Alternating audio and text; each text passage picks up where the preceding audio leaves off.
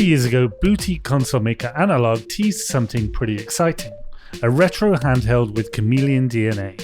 Unlike the company's other retro tributes, the Pocket would play games from multiple different manufacturers.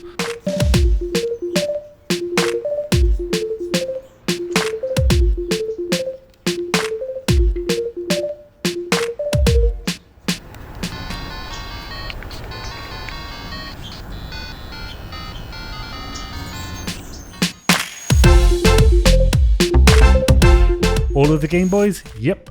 Sega Game Gear? You betcha. And Atari Lynx? Why the heck not? Oh, and they kind of threw in the Neo Geo Pocket Color and the Turbo Express for fun. Finally it's here, and it's a lot. So much so that the short time I've had with the Pocket isn't enough for a full review.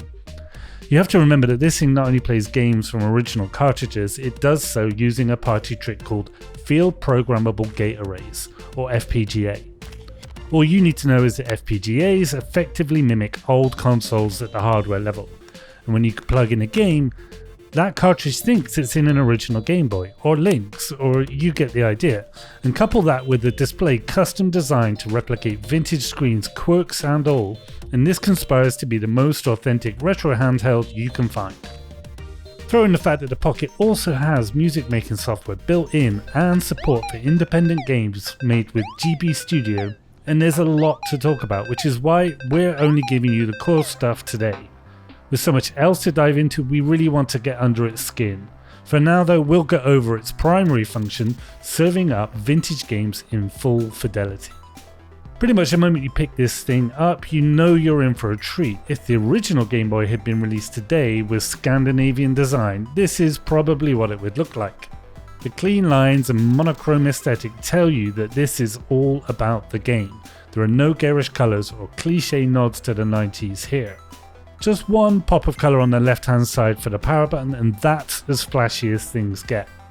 The general layout broadly matches the first gen and Game Boy Color, with the screen up top and the controls underneath, though there are 4 thumb buttons instead of 2, as you'll be able to develop your own games for this yourself with GB Studio if you wish.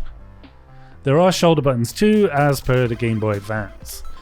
Fortunately, the display is thoroughly modern and not like the awful if much loved one from back in 1989.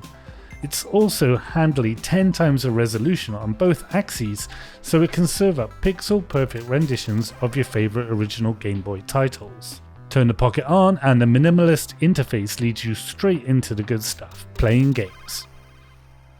I won't lie, firing up Tetris for the first time and changing the Pocket's display mode to the original green and black Game Boy mode was quite the dash of nostalgia. I've played Game Boy games on several modern handhelds and none of them look like this.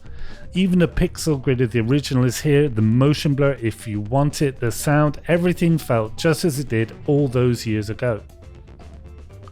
And the same goes for Game Boy Advance games. If you ever owned the first model of GBA, you'll painfully remember that it still didn't have a lit screen. The Pocket does, but everything else matches, including the slightly washed out look that comes with just colours on a non-illuminated LCD. You can of course jack things into a more modern display mode, but purists are going to love the attention to detail here. The authenticity doesn't stop at the fidelity of the games. The link port on the Pocket happens to be the same as the one found on the Game Boy Color and onwards. That means if you have the original hardware or another Pocket, you can play with friends just like you would have back in the proverbial day, and I mean literally with the same cable. I do have the original hardware and we're testing those features right now, which you'll see in our full review. And there's so much more to cover here that we kind of can't wait to show you at all.